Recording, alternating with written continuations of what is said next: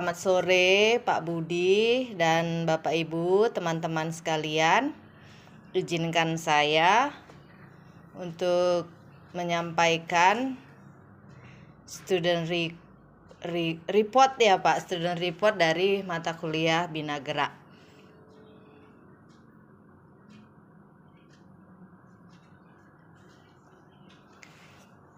Adapun latar belakang dari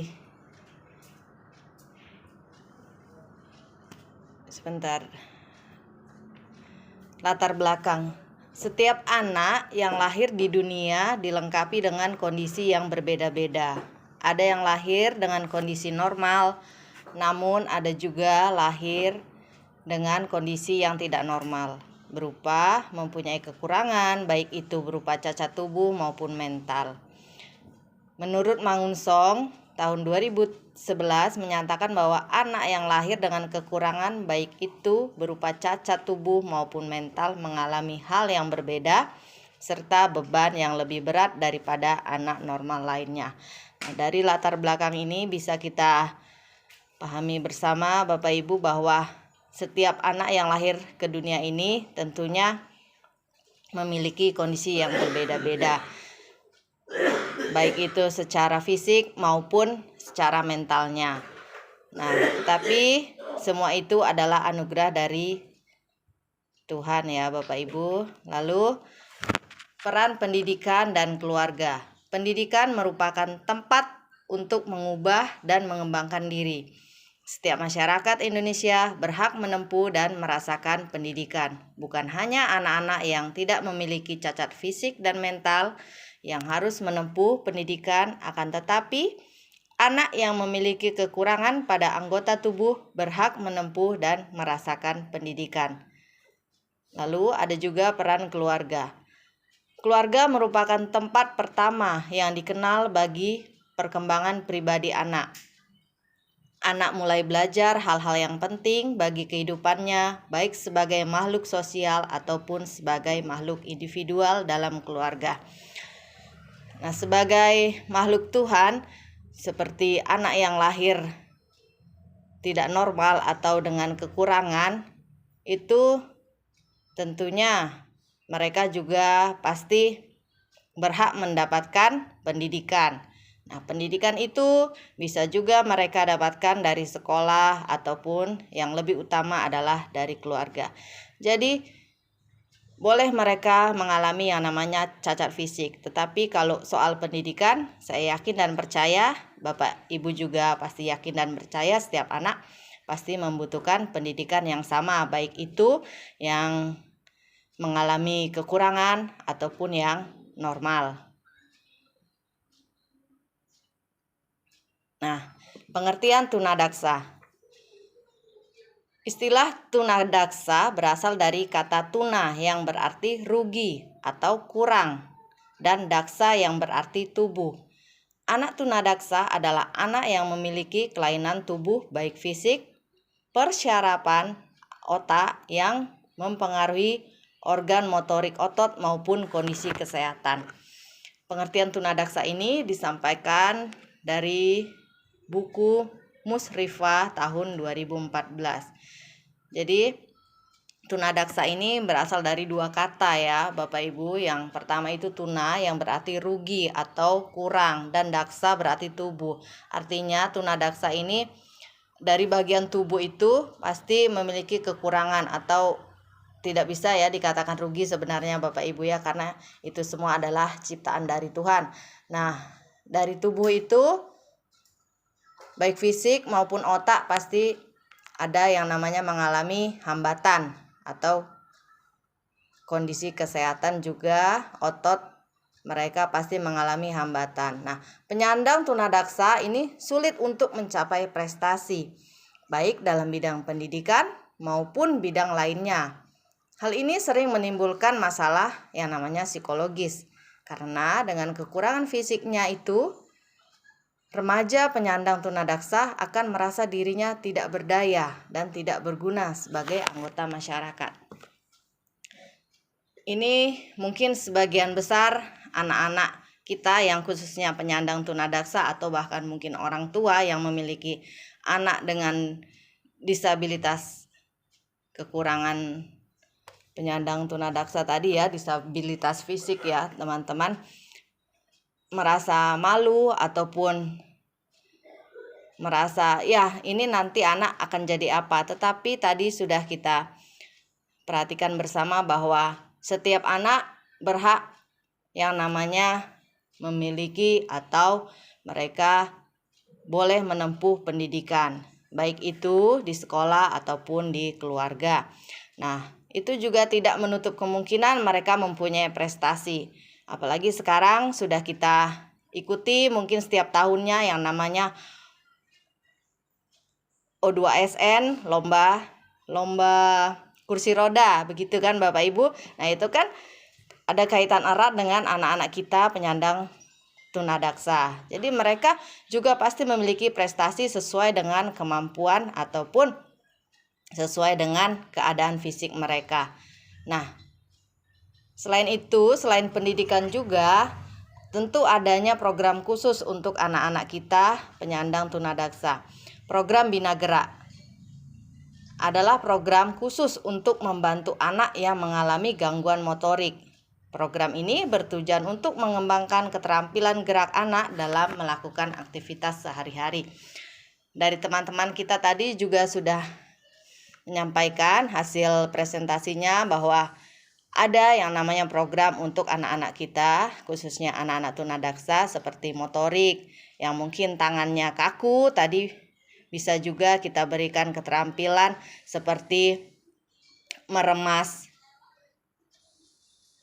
kacang hijau ataupun benda-benda yang ada di ruangan kelas, kemudian menggerakkan tubuh, menggerakkan tangan, menggelengkan kepala. Saya rasa latihan-latihan seperti itu juga merupakan salah satu program khusus untuk anak-anak kita dalam mendampingi proses perkembangan keterampilan mereka dalam aktivitas sehari-hari.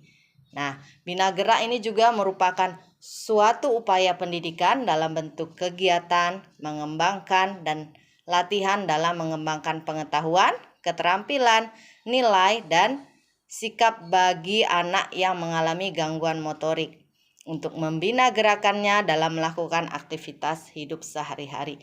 Jadi Bapak Ibu, teman-teman sekalian, bahwa program khusus Bina Gerak ini sangatlah penting khususnya untuk anak-anak kita yang mengalami hambatan fisik ya, tunadaksa. Gangguan motorik dalam pembinaan itu tetap harus kita dampingi sebagai guru dalam mereka melakukan aktivitas sehari-hari yang mungkin mengalami otot-otot lemah, itu tetap harus kita dampingi. Nah, tujuan Bina Gerak. Tujuan Bina Gerak yang pertama, mampu menggerakkan otot dengan serasi, sehat, dan kuat. Maksudnya di sini adalah seperti kita mau melatih anak-anak dalam menggerakkan atau memutar tangan ke kiri dan ke kanan. Nah, itu di situ kan bisa juga tujuannya adalah untuk supaya anak-anak juga sehat dan otot-otot tangannya juga kuat. Lalu tujuan Bina Gerak yang kedua, mampu menyesuaikan diri dengan lingkungan. Jadi mungkin sebagian besar anak-anak kita penyandang tunadaksa mereka kurang merasa percaya dirinya karena ya mungkin juga ada sebagian anak-anak kita yang memiliki bagian tubuh yang tidak lengkap. Mereka pasti kurang rasa percaya dirinya ketika berhadapan dengan lingkungan sekitar atau masyarakat. Tetapi tetap kita yakinkan dan berikan penguatan bahwa kita semua diciptakan sama oleh Tuhan dan itu juga harus terus kita latih ya Bapak Ibu untuk anak-anak kita. Dan berikutnya tujuan Bina Gerak yang ketiga, mampu mengatasi kesulitan dalam kehidupan sehari-hari. Misalnya untuk anak-anak yang bisa dikategorikan sudah mandiri atau tidak perlu dengan bantuan orang tua ataupun guru seperti makan. Nah, kan tidak mungkin anak-anak kita itu makan harus selalu disuap, gitu kan. Jadi perlu kita latih kemampuan motoriknya dalam menggunakan sendok, tata cara makan. Nah, supaya itu nanti terbiasa dalam kehidupan sehari-hari, juga anak-anak kita semakin terbiasa. Adapun selain tujuan dari Bina Gerak, tentunya ada metode dalam Bina Gerak. Yang pertama, metode latihan keterampilan. Kedua, metode permainan. Metode olahraga atau sport education. Metode pengembangan gerak terapi, fisioterapi. Ini juga bisa dilakukan untuk fisioterapi di rumah sakit ataupun di tempat-tempat terapi. Kemudian metode Bina Gerak berikutnya juga bisa kita berikan dengan cara pengembangan gerak melalui terapi okupasi. Nah, di sini sebenarnya ada link video. Ini sudah saya share di YouTube, tapi di sini agak kesulitan saya membukanya. Demikian presentasi dari saya mengenai program Bina Gerak. Jika Bapak Ibu ingin menambahkan, boleh, atau ingin bertanya juga boleh, atau bisa saling melengkapi kita di sini, saya persilahkan. Terima kasih Pak Budi dan teman-teman. Demikian presentasi dari saya.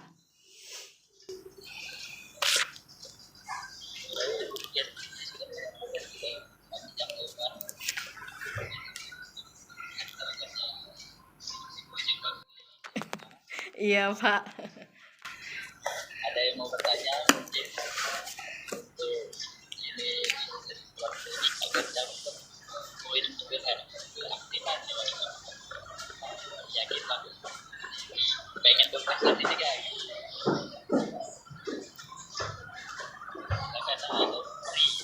Silakan Bu Sri, mau menambahkan atau ingin sedikit menanyakan sesuatu, saya persilahkan. Assalamualaikum warahmatullahi wabarakatuh.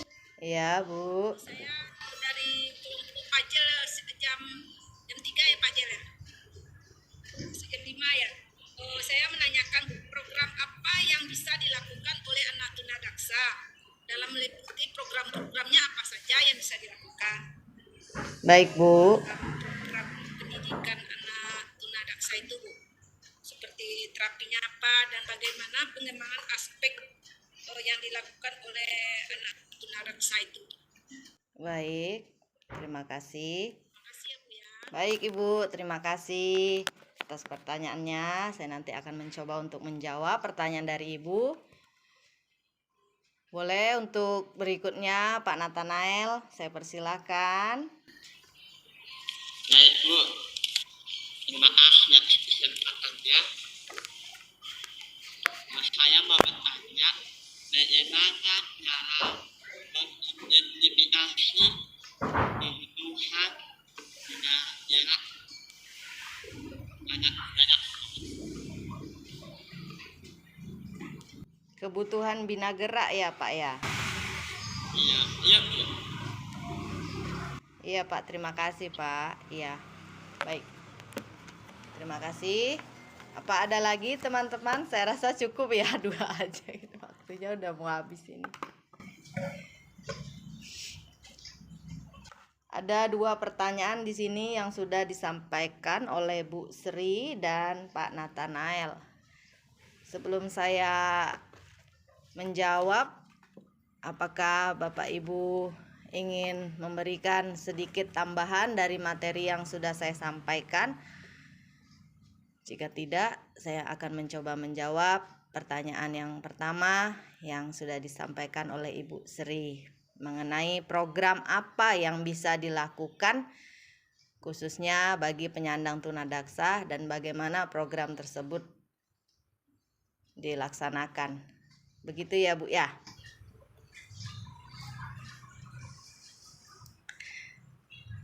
Apakah tidak ada teman-teman di sini? Kalau tidak, boleh saya izinkan untuk menjawab. Baik, terima kasih Bu Sri. Izinkan saya menjawab pertanyaan dari Ibu mengenai program yang bisa dilakukan. Tentunya sebelum kita melaksanakan proses kegiatan pembelajaran di kelas, pasti ada yang namanya asesmen.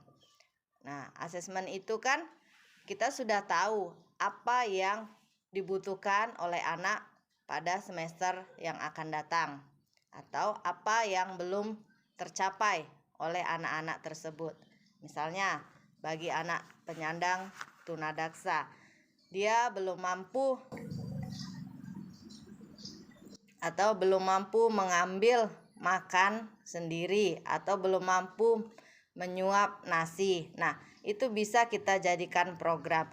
Tetapi di sini kita sesuaikan dengan usianya ya Ibu. Saya rasa kalau usia di bawah 20 tahun ataupun 15 tahun ke bawah, mungkin dia tetap anak tunadaksa tadi berkaitan tentang motorik juga ya Ibu.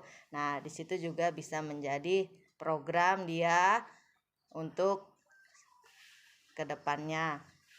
Nah, bagaimana program itu dilaksanakan? Bisa kita laksanakan sebelum kegiatan belajar mengajar dimulai. Seperti misalnya saya fokus untuk hari ini mengajarkan anak dengan cara melempar bola, dimasukkan ke dalam keranjang. Nah, itu bisa menjadi program untuk Bapak Ibu di dalam mengembangkan motorik anak tersebut. Atau dalam 1 minggu ini kita mengembangkan motorik kasarnya dengan cara naik sepeda, itu saya rasa bisa itu kita coba, atau turun dari kursi roda. Nah, mungkin itu saja Ibu, salah satu program yang bisa dikembangkan untuk anak-anak kita penyandang tunadaksa. Bisa disesuaikan dengan kemampuan sebelumnya atau asesmen sebelumnya kan. Saya rasa begitu Ibu Sri. Bagaimana, bisa diterima atau tidak jawaban dari saya mengenai program yang bisa dilakukan untuk anak-anak kita penyandang tunadaksa? Selain dari program yang Ibu bilang itu, apa lagi program yang mungkin bisa itu udah selaku sehari-hari, yang lain apa mungkin bisa? Kalau berbicara tentang program Bina Gerak yang ada pada anak-anak tunadaksa, yang tidak lain adalah pasti berhubungan dengan otot-otot, kemampuan di dalam tubuh mereka kan Bu. Seperti kemampuan motoriknya tetap harus kita tingkatkan, otot-ototnya yang lemah begitu kan Bu, harus tetap kita bina.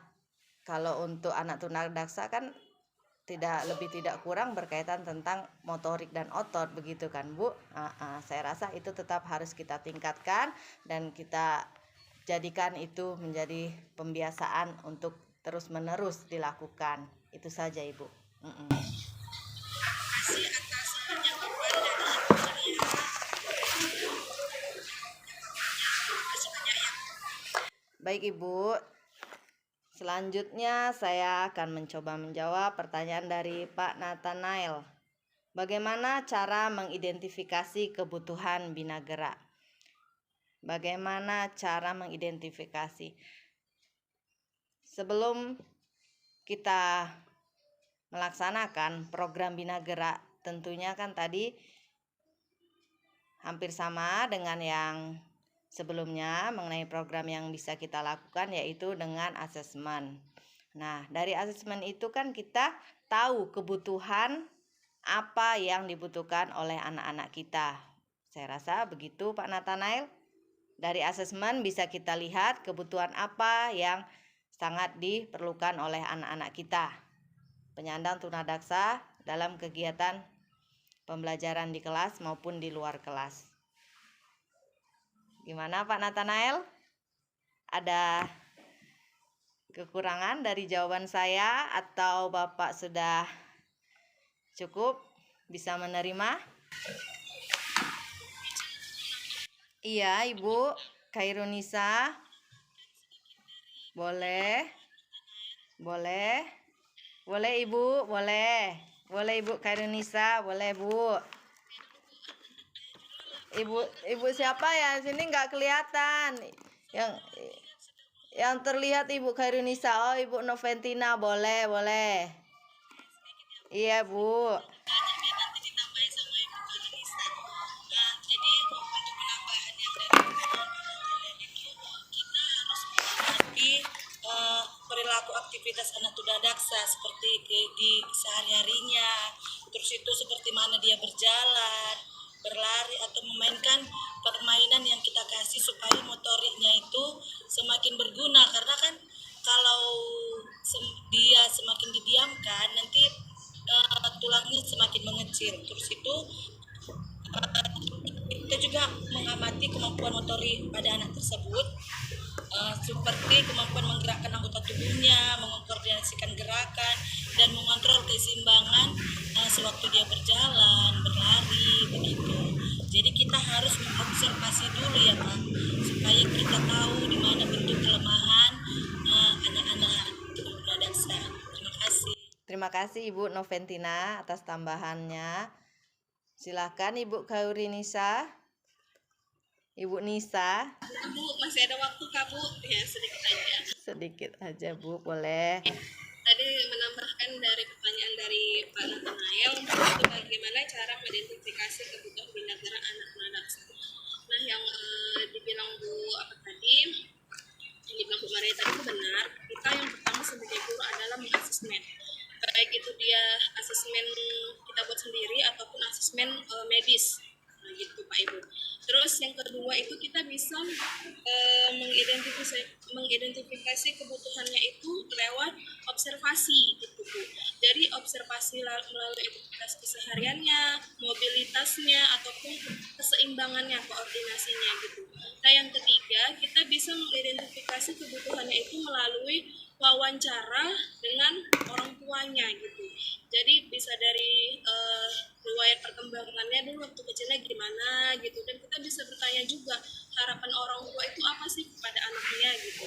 Nah selain itu ya kita mengamati lingkungannya gitu Bapak Ibu. Jadi selain kita mengamati anaknya, kita juga mengamati juga lingkungannya bagaimana gitu kepada anak tersebut gitu. Terima kasih Ibu. Terima kasih Ibu atas tambahannya. Saya rasa sudah cukup ya Bapak Ibu, hasil presentasi, tanya jawab, dan masukan-masukan dari teman-teman kita semua. Saya kembalikan kepada Pak Budi. Terima kasih. Maria, Ya Ibu, ya, kirimkan linknya ya. link video boleh. Ini semuanya kirimin. Ya.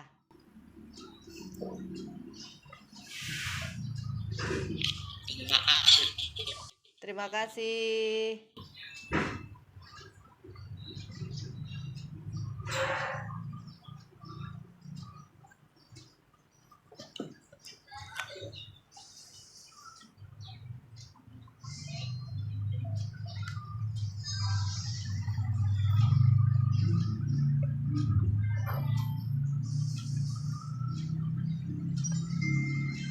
Bagaimana Bapak Ibu sudah selesai? Maria? Sudah selesai, Pak. Tadi ada masukan dari teman-teman dan beberapa pertanyaan sudah selesai, Pak. Masukan dari Ibu Noventina dan Ibu Khairunisa menambahkan. Iya, Pak. Baik sekali ya.